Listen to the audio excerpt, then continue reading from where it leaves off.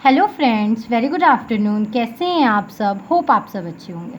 जैसा कि आपको पता है, हमारा जीएसटी का सीरीज़ चल रहा है जिसमें आज हम पढ़ेंगे चैप्टर 5 इनपुट टैक्स क्रेडिट। ठीक है, अंडर जीएसटी। ये एक बहुत इंपॉर्टेंट चैप्टर है। ठीक है, और इसको समझना क्या है हमारे लिए बहुत ज़्यादा इंपॉर्टेंट है। ठीक है, तो पहले हम देखते हैं concept of ITC, input tax credit, क्या होता है। ठीक है, तो सप्लाई चेन, जैसे कि हम लोग जानते हैं कोई भी नॉर्मल सप्लाई चेन के कितनी तरीके के होते हैं? 3 तरीके के होते हैं। 3 टैबुलर फॉर्म में होते हैं या 4 टैबुलर फॉर्म में होते हैं। ठीक है, पहला मैन्युफैक्चरर होता है जो कि गुड क्या कर रहा है, प्रोड्यूस कर रहा है। दूसरा हमारा डिस्ट्रीब्यूटर होता है। तीसरा रिटेलर होता है। लास्ट में होता है हमारा फाइनल कंज्यूमर। ठीक है, तो ये हमारा एक तरीके का सप्लाई चेन होता है।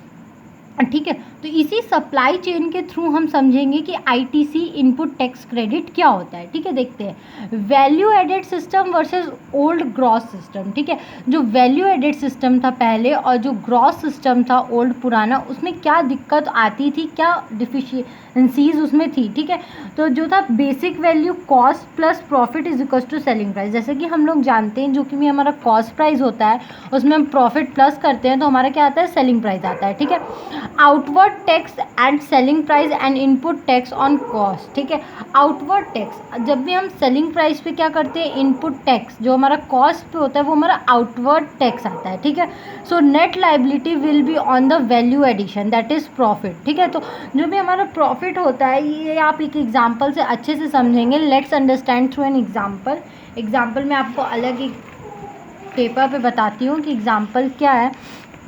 जैसे कि आप लोग जान रहे हैं, ठीक है, कि हम अगर कोई भी, जैसे मान लीजिए हमारा क्या है, कोई भी टॉयज़ का मैन्युफैक्चरिंग हम लोग करते हैं। ठीक है, टॉयज़ का मैन्युफैक्चरिंग करते हैं तो अब इस टॉय के मैन्युफैक्चरिंग के लिए हम क्या करेंगे, पहले रॉ मटेरियल्स खरीदेंगे ना।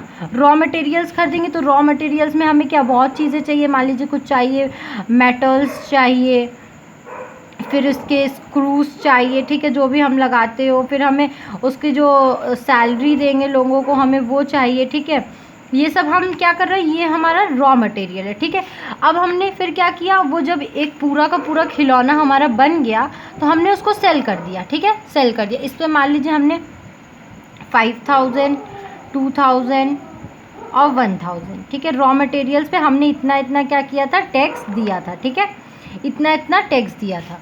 और जब हमने वो फाइनल हमारा टॉय बन गया तो उसको हमने क्या कर दिया, मान लीजिए 1 लाख, एक एग्जांपल है बस ये, 1 लाख में क्या कर दिया, सोल्ड कर दिया। ठीक है, 1 लाख में सोल्ड कर दिया। अब 1 लाख पे मान लीजिए हम 28% जीएसटी लगा रहे हैं तो 28,000 का हमारा क्या आ रहा है, जीएसटी हमें मिल रहा है। ये हमारा इनवर्ड टैक्स है। ठीक है, और ये जो हमारा आउटवर्ड टैक्स है, ठीक है, ये आउटवर्ड टैक्स है जो हमने दिया, नहीं सॉरी, ये हमारा इनवर्ड टैक्स है, ये हमारा आउटवर्ड टैक्स है। ठीक है, सेलिंग पे जो भी हमें मिलता है, जो हम सेल करके फाइनल करते हैं वो हमारा आउटवर्ड टैक्स होता है। ठीक है, और ये हमारा इनवर्ड टैक्स है। तो इसका कहने का मतलब यही है कि हमारा जो हमने फाइनल गुड्स बेचा, ठीक है, फाइनल गुड्स पे हमने क्या किया, टोटल जो कंज्यूमर था उससे क्या किया, 28% जीएसटी कलेक्ट किया। ठीक है, 28% जीएसटी हमारा क्या हो गया, 28,000। ये जो कि है हमारा आउटवर्ड लाइबिलिटी। ठीक है, आउटवर्ड लाइबिलिटी है। ठीक है, आउटवर्ड टैक्स है। ठीक है, आउटवर्ड टैक्स है। और हमने पहले, अब जैसे कि जो हमारा ये टॉय बना है तो इस टॉय को बनाने के लिए हमने जो जो सामान खरीदे थे उस पर तो हमने पहले ही जीएसटी दे रखा है। ठीक है, तो इस 28,000 में से हमने क्या कर दिया है, पहले ही कुछ जीएसटी का अमाउंट पे कर चुके हैं। ठीक है, 5,000, 2,000 और 1,000, कितना हुआ, 8,000 हमने क्या कर दिया है, पहले से ही पे कर दिया है। तो हमारी नेट लाइबिलिटी कितनी होती है पे करने की, बस 20,000। ठीक है, तो यही बोलता है इनपुट टैक्स क्रेडिट कि हमने जो भी क्या किया है, सामान खरीद चुके हैं, जितना हमने टैक्स दे चुकी हूँ। ठीक है, मैं जितना भी टैक्स पहले से दे चुकी हूँ पहले से टैक्स, एक मिनट फ्रेंड्स, उस पर क्या होगा, वो टैक्स हम क्या कर देते हैं, नेट अमाउंट में से माइनस कर देते हैं। ठीक है, तो ये 28,000 में से हम क्या करेंगे, 8,000 माइनस कर देंगे। हमारी नेट लाइबिलिटी क्या है, 20,000। यही होता है इनपुट टैक्स क्रेडिट कि जितना भी टैक्स हम पहले से दे चुके हैं, ठीक है, वो हम क्या करेंगे, अपने जो हमारा आउटवर्ड लाइबिलिटी आया है हम उसमें से क्या कर देंगे, माइनस कर देंगे। ठीक है, तो यही हमारा एक एग्जाम्पल था। आई होप आपको ये समझ में आया हो। ठीक है, फिर हम देखते हैं manner of utilization of input tax credit. अब कुछ तरीके होंगे जिस तरीके से हम क्या करते हैं, इनपुट टैक्स क्रेडिट यूज़ करते हैं, ठीक है। तो ये हम एक स्टोरी से समझेंगे, ठीक है। ये एक स्टोरी क्या है, सन की, उसकी मदर की और उसके वाइफ की, ठीक है। ये एक स्टोरी एक बेटे, उसकी माँ और उसके वाइफ की, ठीक है, उससे समझेंगे। प्रायोरिटी फॉर द सन। अब हम लोग जानते हैं एक बेटे के लिए सबसे पहली प्रायोरिटी उसकी मदर होती है, ठीक है, फिर उसके बाद उसकी वाइफ होती है, ठीक है। तो यहाँ पे IGST हमने सन को माना है, CGST हमने मदर को माना है और SGST हमने वाइफ को माना है, ठीक है। आइए देखते हैं हम एक्सेस सैलरी और सेविंग। तो इन तीनों हमने यहाँ पे माना है कि ये तीनों ही क्या करती हैं, कमाती हैं, तीनों ही कमाती हैं और तीनों की जो सैलरी होती है या सेविंग होती है वो घर में ही आती है, ठीक है।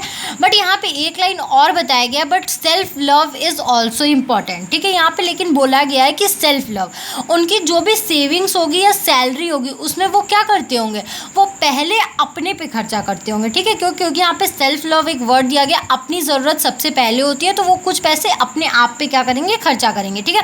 तो यहीं पे एक एग्जांपल के थ्रू आपको बताया गया है कि जो IGST है हमारा सन है, CGST मदर है और SGST क्या है और UTGST उसकी वाइफ है, ठीक है। तो जैसे जो भी इनपुट टैक्स क्रेडिट हमारा बचता है, जो हमने एग्जांपल देखा, जैसे कि ये 20,000 का क्या है, ये 8,000 का जो भी हमारा इनपुट टैक्स क्रेडिट था, जो बचा हुआ था, जो हमने पहले से क्या कर दिया था, पे कर दिया था, उसको हम लोग कहाँ कहाँ और कैसे कैसे यूज़ कर सकते हैं वही बताया है, ठीक है। तो अगर IGST हमने पे किया था तो पहले तो अब वो 8,000 है, अगर जो भी अमाउंट है तो पहले वो IGST भरने में जाएगा, ठीक है। अगर उसके बाद कुछ बच जाता है तो वो उससे हम CGST भरेंगे, अगर उसके बाद भी कुछ बच जाता है तो उससे हम SGST भरेंगे, ठीक है। क्योंकि हमारी पहली प्रायोरिटी मदर होती है, फिर वाइफ होती है।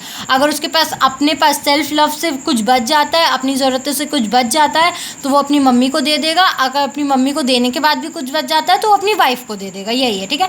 फिर CGST है, CGST मदर के लिए भी अपना सेल्फ लव होता है, ठीक है। वो अपनी ज़रूरतें, अगर उसका जो भी CGST का पैसा बचता है तो वो क्या करेगी, पहले अपना CGST भरेगी, ठीक है। फिर अगर उसके बाद भी कुछ पैसा बच जाता है तो यहाँ पे क्या है, खाली है, क्योंकि वो अपनी बहू को कुछ भी नहीं देगी, ठीक है। क्योंकि बहू से उनका नहीं पटेगा, ऑब्वियसली सी बात है, उनके लिए प्रायोरिटी कौन होगी, मदर के लिए। मदर की प्रायोरिटी उसका बेटा होगा, तो वो क्या करेगी, डायरेक्टली कुछ भी बचेगा तो वो अपना IGST यानी अपने बेटे को दे देगी, ठीक है। मतलब ये एग्जाम्पल है। CGST अगर भरने के बाद, बिजनेसमैन के बाद कुछ भी बचता है तो वो क्या करेगा, उसके बाद IGST भरेगा, ठीक है, उस इनपुट टैक्स क्रेडिट से। फिर SGST और UTGST का भी यही है, पहले वो अपना भरेगा, ठीक है, अपना भरेगी, और अपना भरने के बाद कुछ बच जाएगा तो वो अपने हस्बैंड के लिए भरेगी, ठीक है। वो भी अपनी मदर इन लॉ को कुछ भी नहीं देगी, डायरेक्ट IGST भरेगी, ठीक है, यही है। फिर हम देखते हैं इसका सेटलमेंट कैसे होता है। होप आपको ये ऊपर वाला केस समझ में आया हो, अगर फिर भी नहीं समझ में आया हो तो आप मुझे कमेंट करके ज़रूर बताइएगा, मैं उसको और ब्रीफ में विथ एग्जाम्पल्स आपके लिए वीडियो लेके आऊँगी, ठीक है।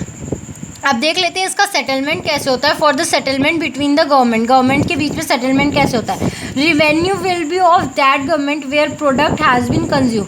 जैसे कि हम लोग जानते हैं ये क्या है, डेस्टिनेशन बेस्ड GST है, ठीक है, डेस्टिनेशन बेस्ड टैक्स है। जहाँ पे गुड्स कंज्यूम होगा वहीं पे क्या होगा, टैक्स जनरेट होगा, वहीं पे रिवेन्यू जनरेट होगा, ठीक है। सेटलमेंट नंबर 1 देखते हैं। अमाउंट ऑफ रुपीज़ इतना, कुछ भी अमाउंट हो, ठीक है। No product has been consume in state 1, so any tax collected as GST on the following transaction has to be paid to the central GST, ठीक है। मतलब जहाँ पे क्या हुआ है, अगर SGST चार्ज हुआ है लेकिन वहाँ पे गुड्स कंज्यूम नहीं हुआ है तो वो क्या होगा, वो पैसा डायरेक्ट सेंट्रल गवर्नमेंट को चला जाएगा, ठीक है।